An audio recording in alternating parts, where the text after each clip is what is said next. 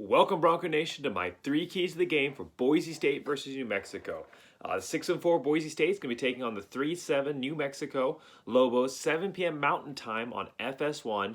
Boise State given a 97.7% chance of winning according to ESPN and 27-point overdogs. But you obviously cannot overlook anybody. New Mexico, a team that has been able to beat Boise State in the past one time. But in the Mountain West, anybody can beat anybody. Cannot be overlooking New Mexico here. Senior night, back on the blue again. Last game on the blue before assuming Mountain West Championship game. If Boise State's able to make it, wouldn't be on the blue because of the way the rankings are. So, like almost definitely last game on the blue for these Boise State seniors, for this Boise State team of this year. Boise State wants to go out and make it count, show what this team is made of, show what they have built to over this first season under Andy Avalos. All right, so series history here. We're going to go through, as always, we're going to go through the series history for any new viewers. We're going to go through the series history between these two teams. We're going to talk about the key players for both of these opponents, both of these teams.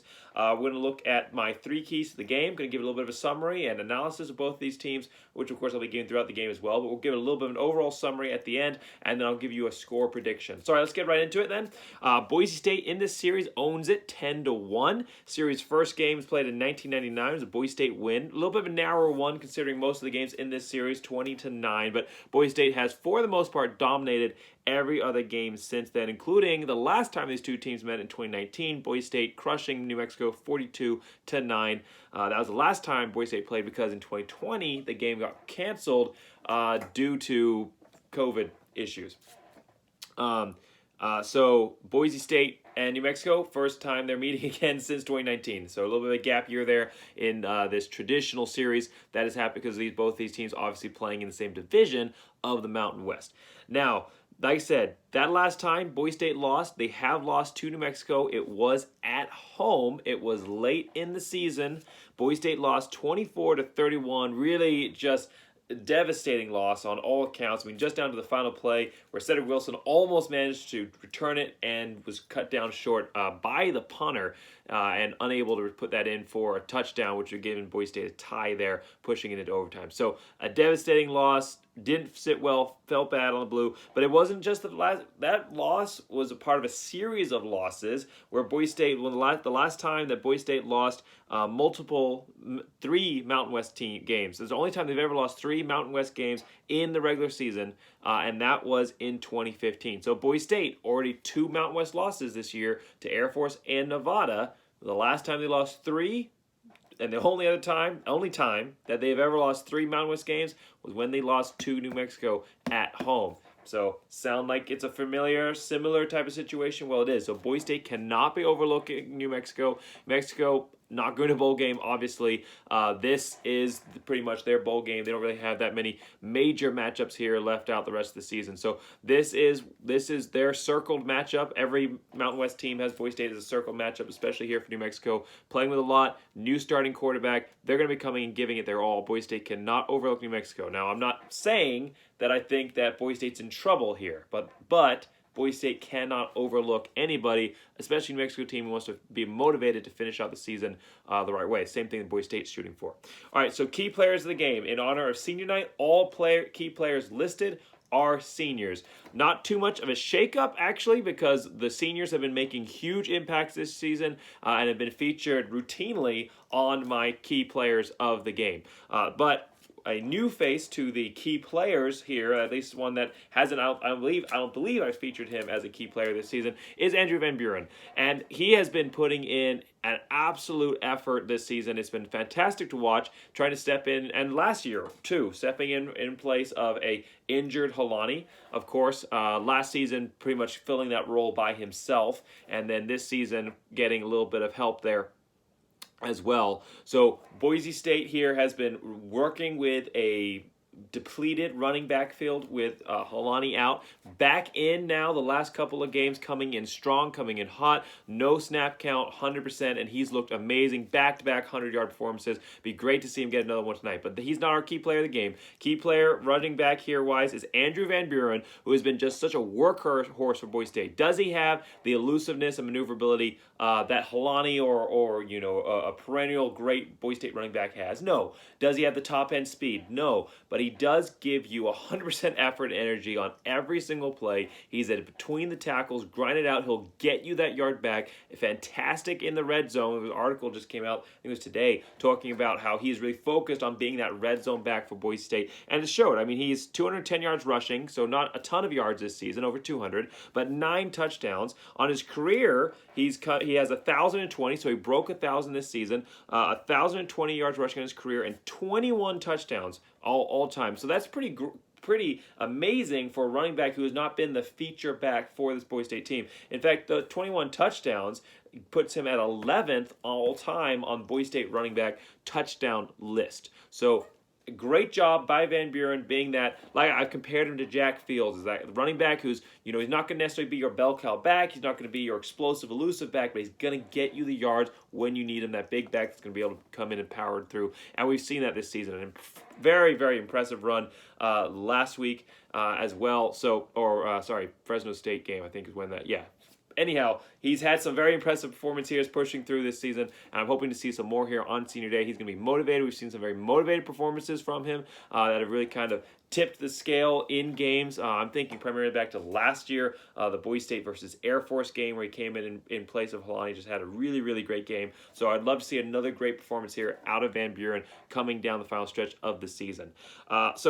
Second key player of the game here is going to be wide receiver Khalil Shakir, senior, 927 yards receiving this season, 5 touchdowns. In my mind, the best player on this Boise State team. And that's saying something for a Boise State team that really does, while they're not necessarily the most talented by recruiting standards or really by overall on-field performances of Boise State rosters of the past, it is still a Boise State roster, as always, with star-studded talent across the board. And Khalil Shakir stands out from that field. He has been an amazing presence in his, maybe not the fastest guy, maybe not the biggest guy, but he plays with more energy than besides Avery Williams, I don't think I've ever seen anybody play with as much energy as Khalil Shakir. He plays, and he's smart. He has amazing hands. He's an incredible route runner. I think that those qualities are going to be able to push him here into the next level, that some team is going to find a role for this guy. He is amazing. And I didn't mean to say he's not slow. He's not slow by any means. He's incredibly elusive, and he's very, very fast. But he is a great all-around receiver for this Boise State program. 927 yards receiving, 5 touchdowns. On his career, he has 2,688 yards receiving and 18 touchdowns. That puts him at 5th all-time, the Boise State receiving list. And Boise State receiving list has some great Boise State wide receivers on there. The likes of Titus Young, of Austin Pettis, Matt Miller. I mean, the list goes on and on here. Cedric Wilson, Hightower. There are some amazing wide receivers that have played at Boise State. And Khalil Shakir is one of those absolutely top all-time receivers at Boise State. And the stats show that. 5th all-time. In fact, he only needs 62 yards the rest of the season, so he could get it this game. He only needs 62 yards to pass Austin Pettis to move up to 4th all-time on the Boise State wide receiver receiving yardage list there. So an amazing career for Khalil Shakir. Looking to see him finish out strong. Boise State, if they're able to New Mexico is not as challenging an opponent, so they don't necessarily they're not going to have to rely on Shakir. But if they want to win that San Diego State game, if they want to have a shot potentially in a Mountain West Championship game, if they get there, if they end up playing a good team in a bowl game, those big games are going to be dependent on Khalil Shakir's performance. So hoping to see him pass Austin Pettis to get that 4th. We will almost definitely see him get moved to 4th all-time. It'd be great to see him do it here on senior night. All right. As far as defense goes, so I'm going to call out 2 key defenders here, 2 seniors for Boise State. Riley Wimpy, the linebacker, 62 tackles this season, second on the team right behind Skinner. 1 sack, 1 forced fumble, 141 tackles, 6 sacks, 2 forced fumbles. So a lot of people were talking about Riley Wimpy as being that next guy, that main defender that was the kind of the focal point of the defense, where making all the plays, the next DeMarcus Lawrence, Leighton Vander Esch, Curtis Weave, that kind of guy. But you know what? There's not really anybody on the Boise State defense that is that one guy this year. And I think that's a great thing. I've talked about what Boise State defense has been missing for a while is that total team defense concept. That's when you have dominant defenses, when you don't have one guy stepping up and making all the plays, when you have all of the defenders being able to trust that every single person has their assignment and you're not having to run the entire field as a linebacker or a DN because the guy on the other side of the field's got his assignment and everyone's making plays and everyone's popping up the stat charts and everyone's being considered top draft choices. Those are elite defenses. Elite defenses aren't built off of one person. And this is a Boise State defense that can be shaped and molded into an elite defense. And we've seen that the last couple of games, they are really stepping up into that role. It's going to be incredibly exciting to see what Andy Avalos can do now that he's installed his mindset and his mantra on these players. See what he can do with an offseason of coaching, with bringing in new recruits that fit perfectly into his mold. It'll be amazing to see what's going forward. The main point here, while Riley Wimpy may not have been that number one guy, the one that everyone's looking at as being a first-round draft pick potentially, or on the top of all the draft boards like past Boise State defenders have been, he has been a key player and part of installing, part of his leadership, part of his abilities, all of that has been part of installing that team leadership concept. And that, for me, to leave the Boise State defense in such stable hands when your departure is not going to wipe out the entire defense. The fact that he has been part of establishing a solid unit of defense, not just one player, I think that's a greater legacy than any kind of massive statistical performances, and he's had those great statistical performances as well. So great job here by Boise State defense down the stretch, and by Riley Wimpy here. Going to be sad to see him go, but he has been a stalwart of this Boise State defense and a big part of that. One more player here, and it's going to be Kaniho, the senior, not his brother, the freshman, but Kaniho here. 38 tackles, 1 forced fumble, 1 interception. So, not lighting up the board statistically here, but he has been a key player as far as his coverage. I mean, his coverage has been so good this season. Only the 1 pick, but he has his 4 passes batted down this season. And people aren't throwing at him that much because he is locking down his players. So I love to see a defender. I love to see a secondary player with minimal tackles. That is great. If you see a secondary player, besides, some safeties like Skinner or something like that, who's coming up and stopping the run and being that safety net, but if you see a cornerback with a ton of tackles, most of the time, that's not a great thing because it means their guy caught the ball. You want to see a cornerback with low tackles because they're either not being targeted or they're overthrowing purposely because they don't want to get a chance of being intercepted. Large number of bad downs, interceptions, that's what you want to see. So it's great here with Kaniho, 38 tackles, 138 tackles on his career, 5 sacks, 3 forced fumbles, and 6 interceptions. Of course, 1 forced fumble, 1 interception this season. It's going to be very hard to replace him. Been a great player, stepping up. The defense, of course, had to step up with losing top players, a couple of top players, Keeley, Avery Williams last year. So defense really needed to step up overall, and we've seen that throughout the season. Big part of that was Kaniho here. All right, so that's Boise State players. Look briefly here at the New Mexico lineup. So Terry Wilson, the New Mexico quarterback, over 1,000 yards passing, is out. He, according to ESPN, the last 3 games he hasn't played. He is still injured. So it's going to be the freshman Isaiah Chavez again stepping up. He's had 16 of 22 completions for 159 yards passing, 2 touchdowns, 1 interception. New Mexico has shifted back to an option type ball control, ball possession offense. So that's part of the reason you don't see the huge statistical performance. But against Wyoming, the one win that New Mexico has had here against Mountain West competition, besides those 2, they beat New Mexico State and some FCS schools to start the season. But the one win that they've had in the recent months against Mountain West competition was with Chavez at the helm, and he did a good job. 10 of 11 on completion, 112 passing yards and a touchdown. So he is a competent quarterback stepping up. Since then, he's only completed like 5 passes, but he's only had like 14 pass attempts. So New Mexico moving more towards again that ground game. Their running back, they have a great running back here. We're going to talk about it in a second. But he's a quarterback. I don't think he's going to necessarily test this Boise State secondary necessarily, but he is a quarterback that if Boise State is too focused on that run game, has the capability to hurt Boise State is behind the first line of defense there. All right, the true freshman running back, Aaron, Aaron.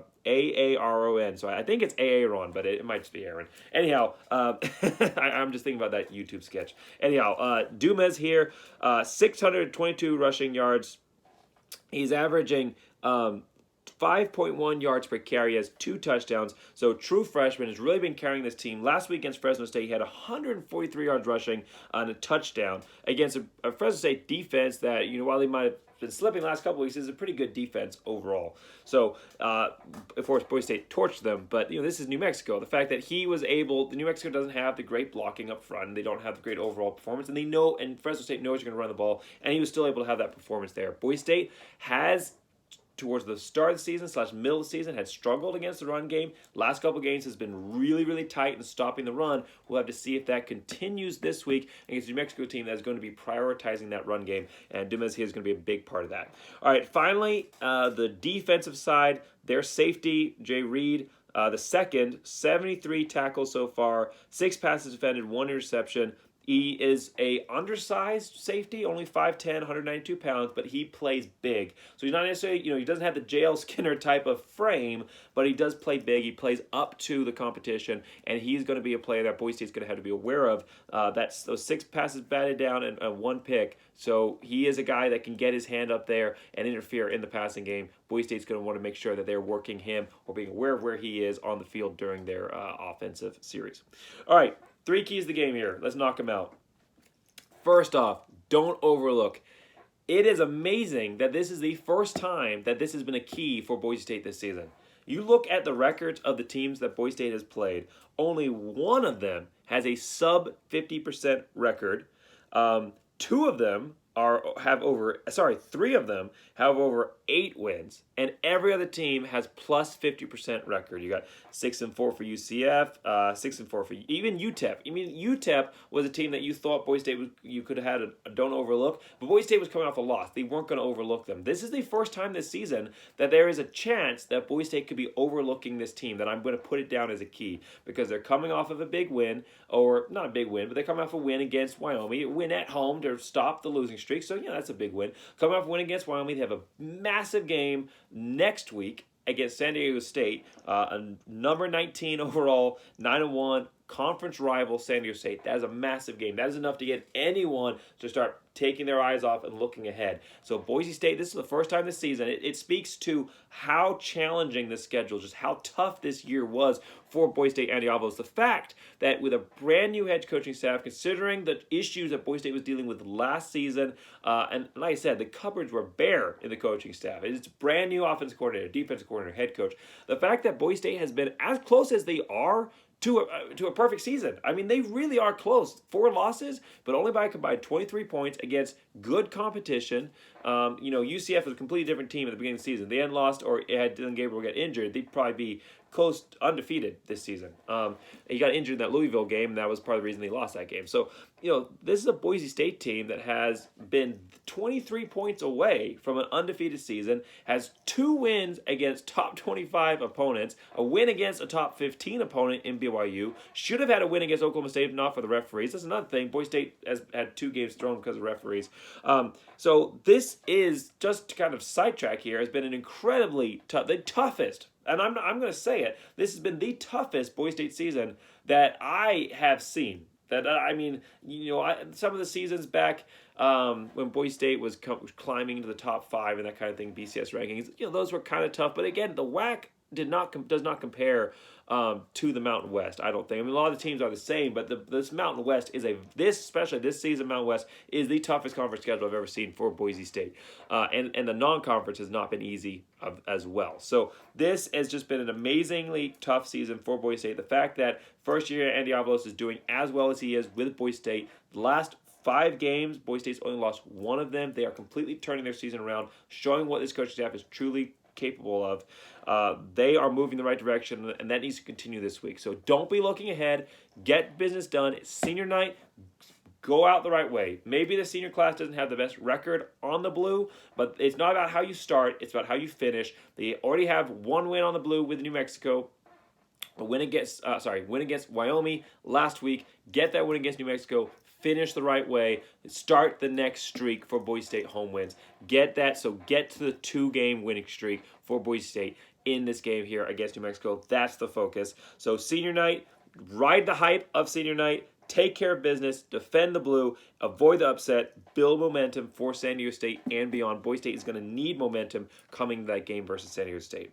All right, so that's the first one. Don't overlook. And it's like I said, it's amazing. It's the first time that I get to say that this season. All right, second here, shut out the outside noise. So I've been talking about the potentials and capabilities for Boise State to get the Mountain West Championship game. And really, it's going to be determined this week. Obviously, Boise State's got to take care of business. They have to win out. And that's questionable with San Diego State here still waiting them, a good San Diego State team. But it won't matter as far as Mountain West Championship goes. It matters just how you finish the season. But it won't matter as far as Mountain West Championship goes if Air Force and Utah State don't lose. Well, there is a very strong chance that's going to happen this week. Air Force plays Nevada at 7 p.m. on FS1 on Friday. And this is a good Nevada team who is favored against Air Force.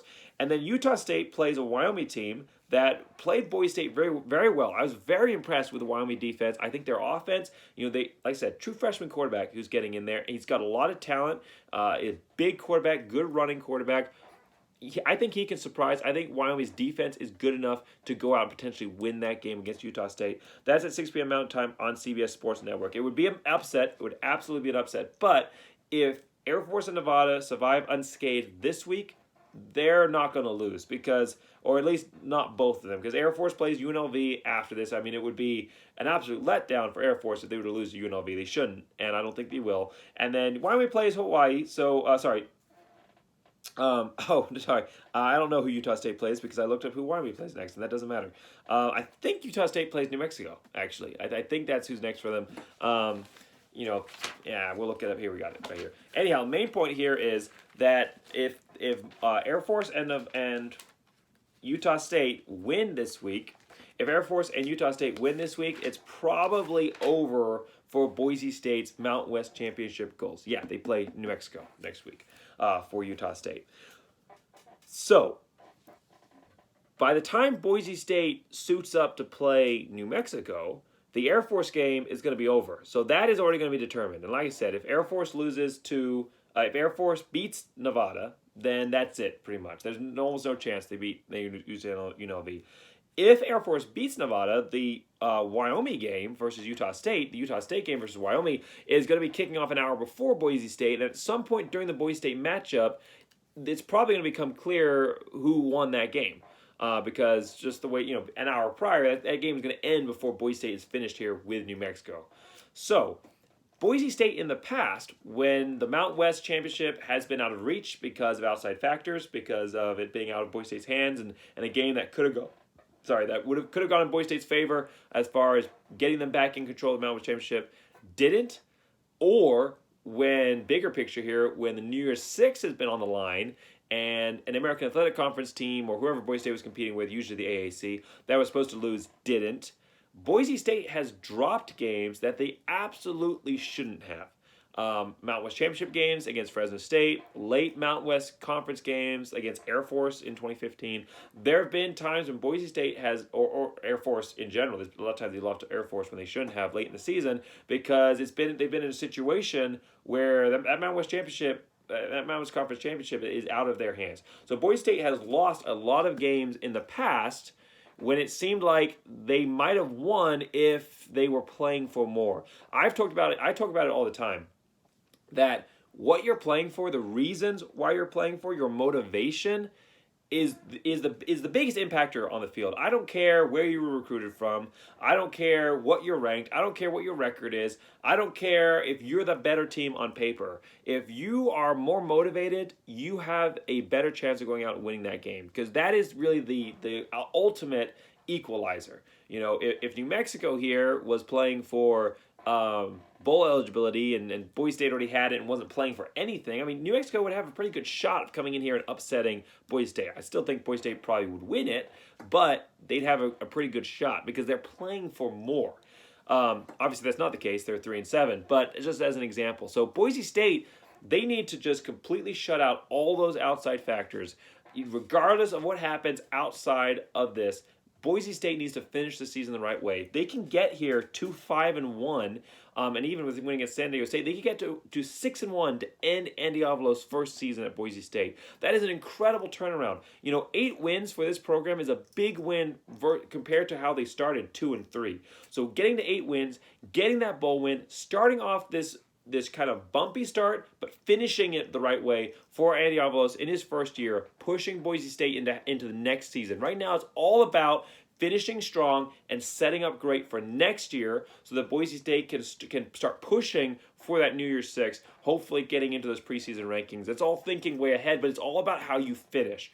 And so Boise State, yes, that Mountain West Championship is their goal every single year. Ultimately, is their goal, and they're still in contention for it. But even if that gets taken off the table, it shouldn't matter. It shouldn't change how Boise State finishes. They should still be as motivated as they can to go out, get this win on senior night, to go out, finish strong for Andy Avalos and for this program so that they are able to look back on this season with pride, saying that they finished it the right way versus with disappointment, which is where it was looking like it was going to be the first start of the first 5 games of this season here. So can't allow the outside impactors to impact their performance.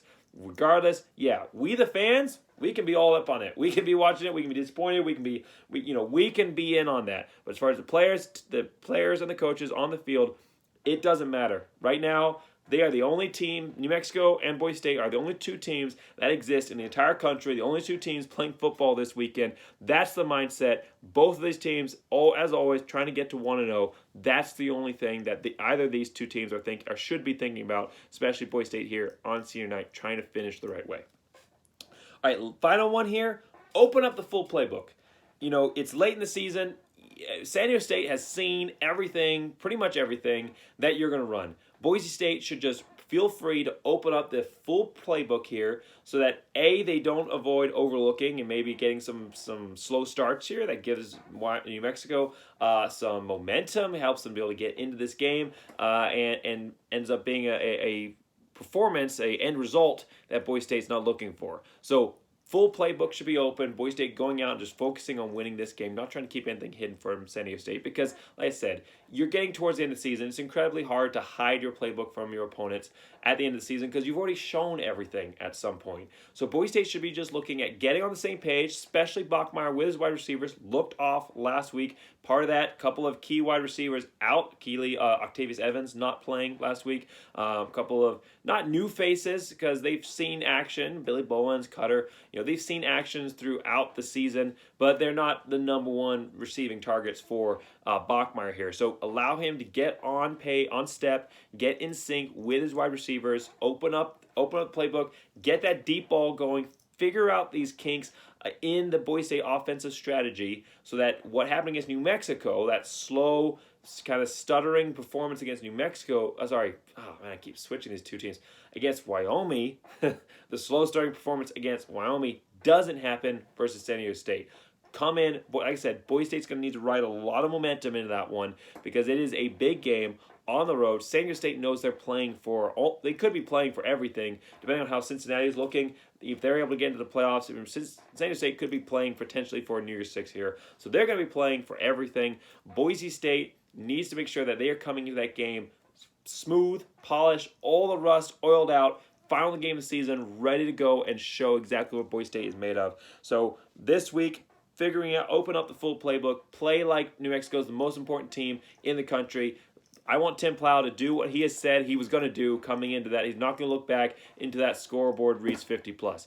Boise State pushing, and of course, obviously don't keep the starters in the whole time, but whoever's out there, whether it's your first string or second string or third string or the Water Boys, whoever's out there, run your full playbook. Give your backups a chance to run this playbook because you're losing a lot of seniors here, and a lot of these backups are maybe not going to be stepping into starting positions, but they're going to be stepping into that next tier, going to be seeing playing position, playing time for subbing in and replacing these seniors that Boise State's going to be losing. So Boise State needs to find out what these guys can bring to the table. Play your full playbook. Don't just run the ball out in the second half if you've got a lead.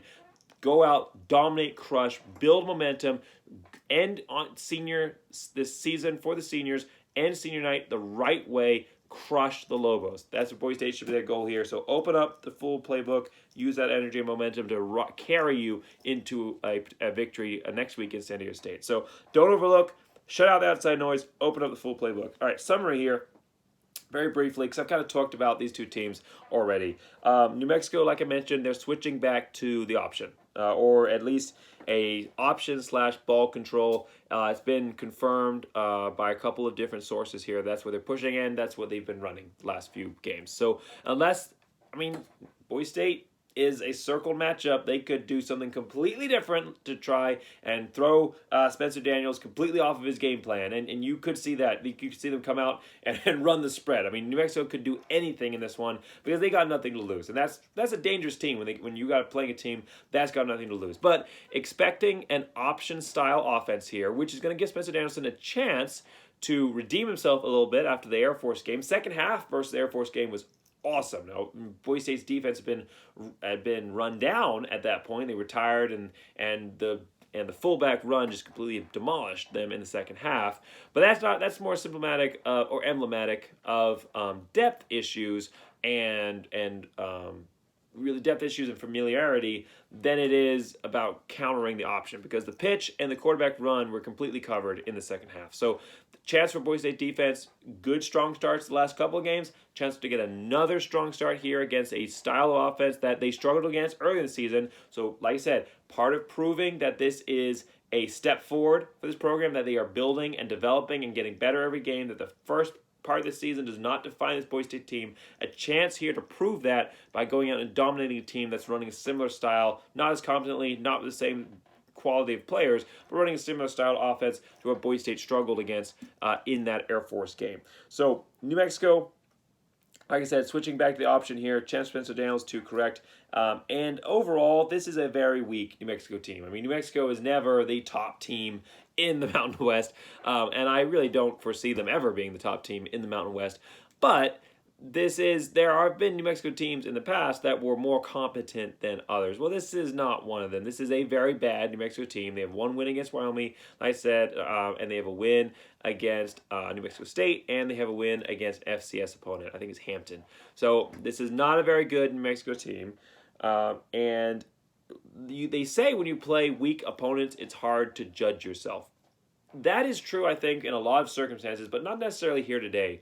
What do we remember about the Boise State teams of the past? We remember them coming into, obviously we remember them coming in and playing tough against the top tier teams. But we also remember them coming in and just obliterating the mid to bottom tier competition, especially teams like New Mexico. We just remember those teams coming in, and it was almost, you turned on the game and you had it on, but you weren't sitting up on the edge of your seat. You were never worried at any point in the game coming into it at all that Boise State was going to take a loss or was even going to keep it tight. You were not worried about that. Boise State teams of the past, the elite Boise State programs, the programs that I think Boise State is building to and will get to and under Andy Avalos, didn't worry about these teams. They didn't overlook. They came prepared, and they came with a game plan for success, but they obliterated them. This can be a chance to see where Andy Avalos is at with his development in this rebuild year for Boise State. So, yeah, it's a rebuild year, but Boise State's gotten better every single year. I think it's still going to be, every single week. I think it is still going to be a year or two before Boise State's back to an elite level, but with this coaching staff, the way they've been able to adjust, the corrections that they've made, and just the energy and complete shift of focus that this program has shown under Andy Avalos tells me, and with, like I said, 5-1 or 4-1 over the last 5 games, shows me that Boise State is pushing back toward that goal of being the top team, not just in the group of 5, but being a top team in the nation, a team that is considered in the top 5 rankings-wise. I think that this is a Boise State team that is going to get to that point. We are going to get a chance to see if they are close to or where they are at in that progression this week against New Mexico.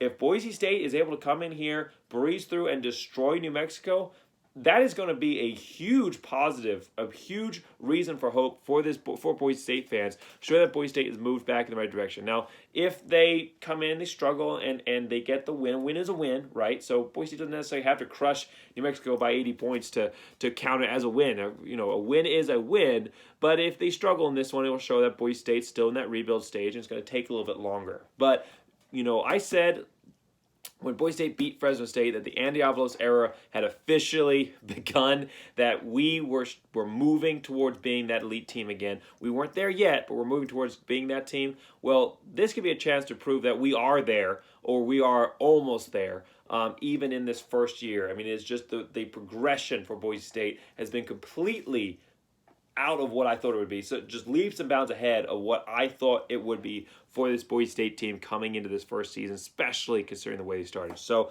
this is a potential yard marker for Boise State to see where they're at. Can they go out and do what they're supposed to do, which is crush teams like this? So don't overlook, shut out the outside noise, open up the full playbook. Boise State can do all those things and capture the energy and the momentum they have so far coming into this game, and the energy of senior night. I believe that Boise State can win this game at least 42 points versus New Mexico 17. And strong defensive performance. I think New Mexico maybe gets a couple of scores there, or maybe one touchdown or something against the backups.